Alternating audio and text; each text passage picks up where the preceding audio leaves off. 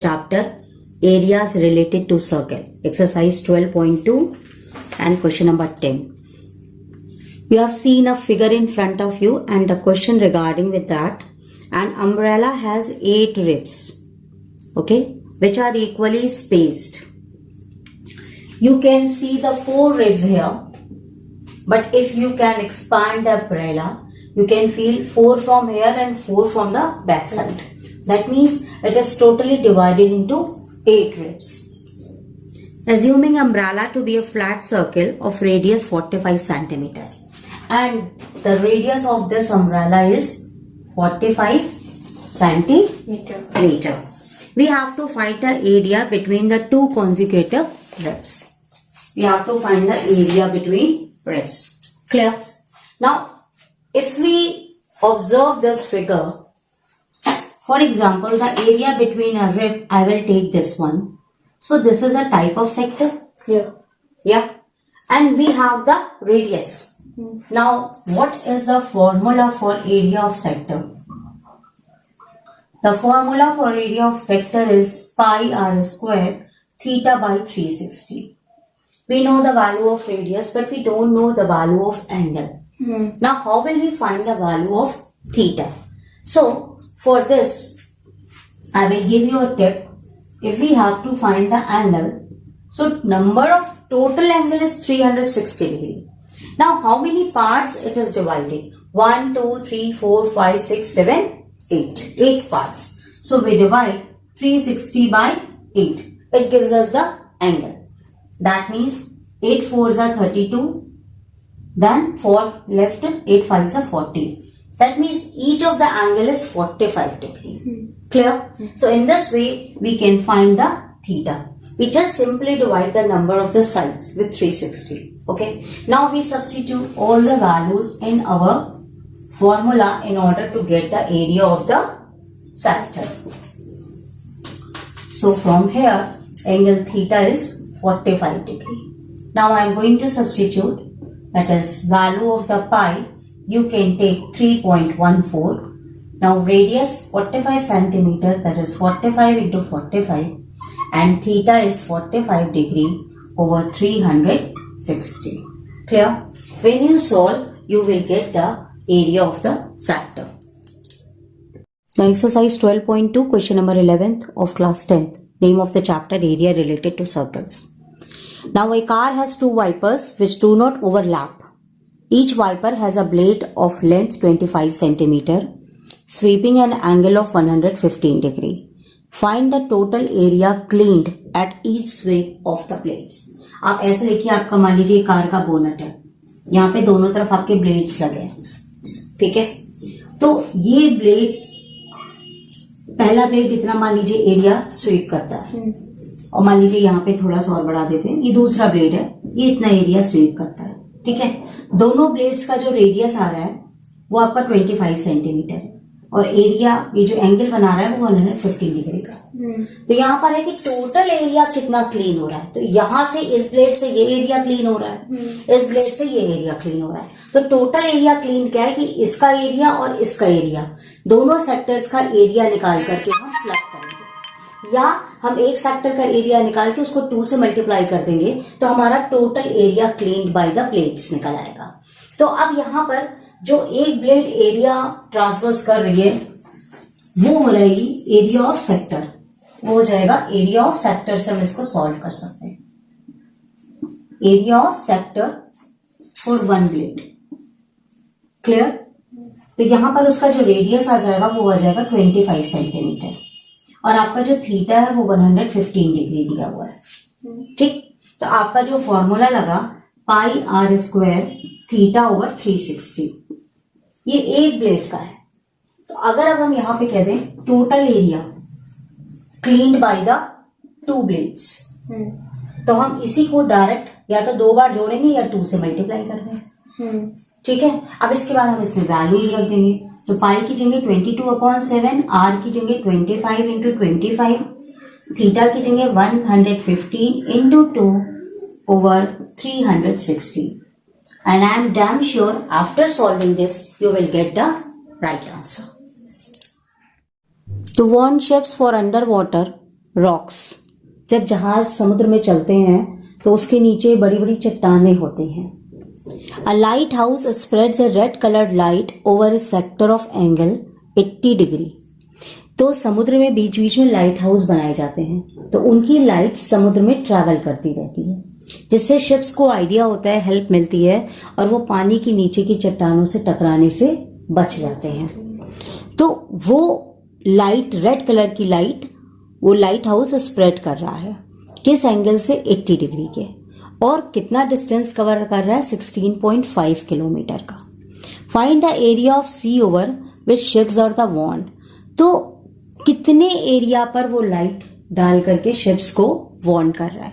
तो आप बस कुछ नहीं है कि कितने सेक्टर ऑफ एरिया को वो लाइट हाउस कवर कर रहा है। That means here our theta becomes 80 degree and what is the radius we have taken? We have to take the radius 16.5 kilometer.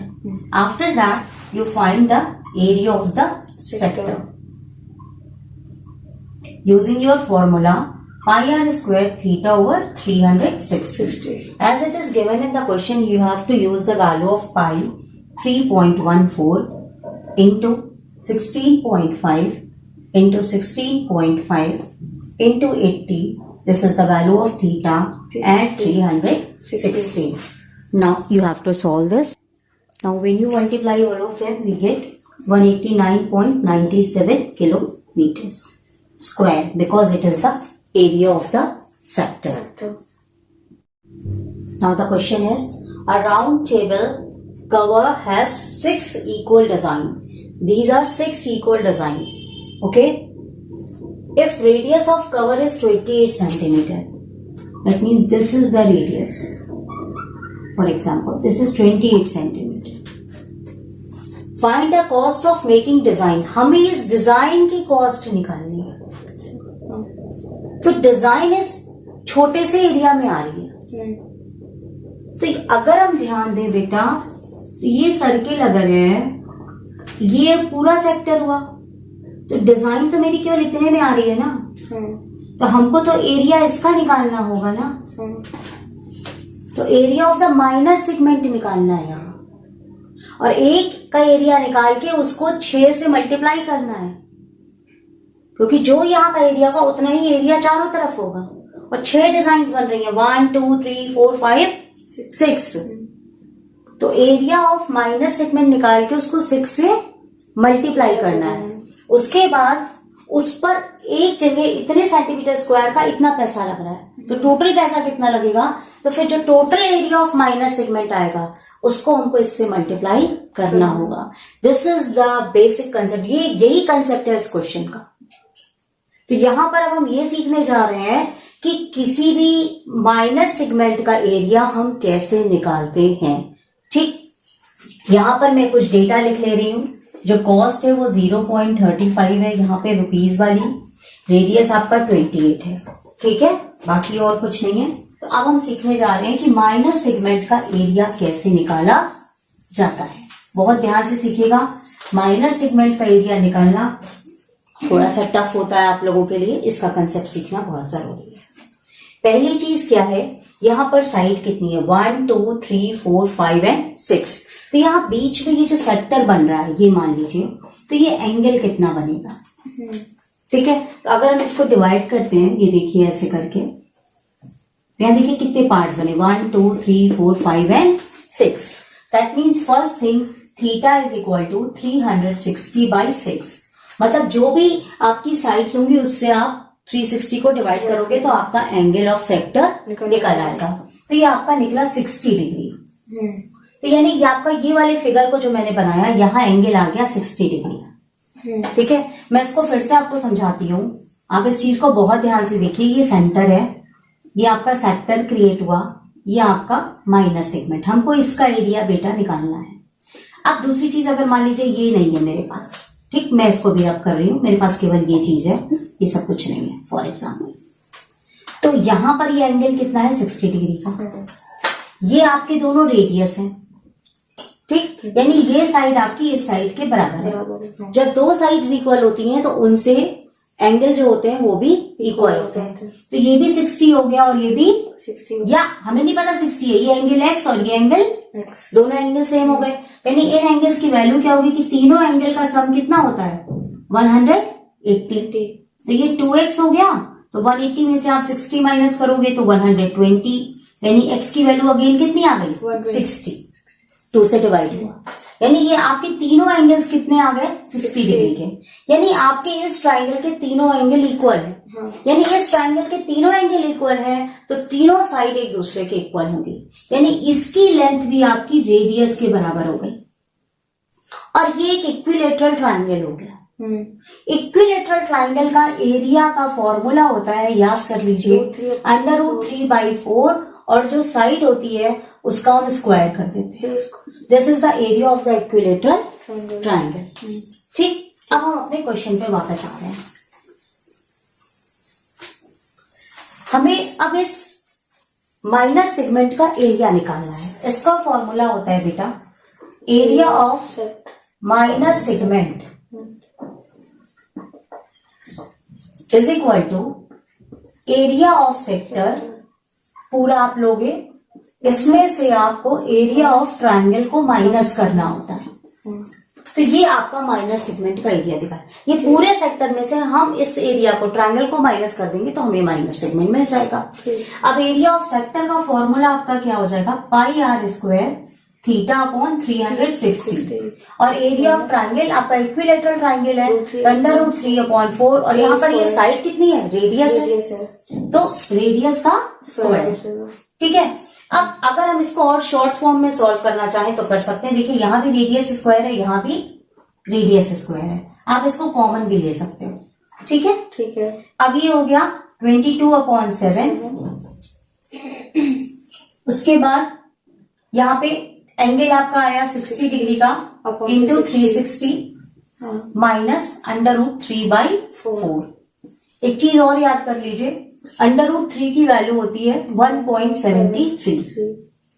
अब आप देखिए इसको सॉल्व करिए, ये कट गया 6 6 36, 2 1 2 और 2 3 6, यानी r² पर आपका कितना r का वैल्यू है 28 सेंटीमीटर।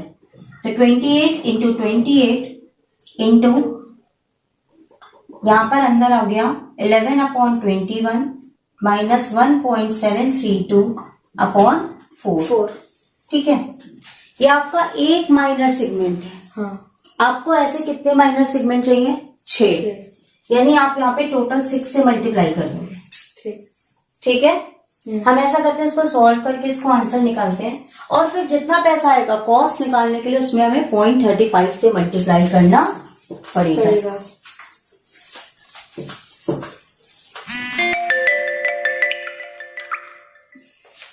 6 into 28 into 28 11/21। अगर हम यहाँ पे ले लेते हैं तो 4 1 4, 4 2 8, 11 4 44 माइनस 21 को आप 1.7 से मल्टीप्लाई करो,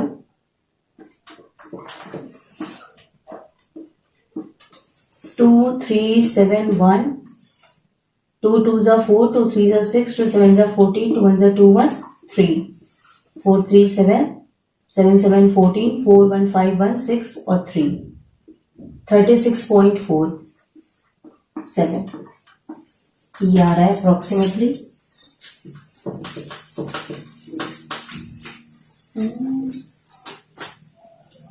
सिक्स इंटू 28 इंटू 28 इंटू 10 में से 7 गया 3, 9 में से 4 गया 5, 13 में से 6 गया 7/84। 7 से कटेगा, 7 4 28, 7 1 7, 7 2 14, 4 3 12, 3 2 6, यानी 2 इंटू 28 इंटू 7.53। अब अगर हमें कॉस्ट निकालना है, ठीक है, तो हम उसको 0.35 से भी मल्टीप्लाई करेंगे। आप जब इसको मल्टीप्लाई करोगे तो आपका आंसर जरूर आएगा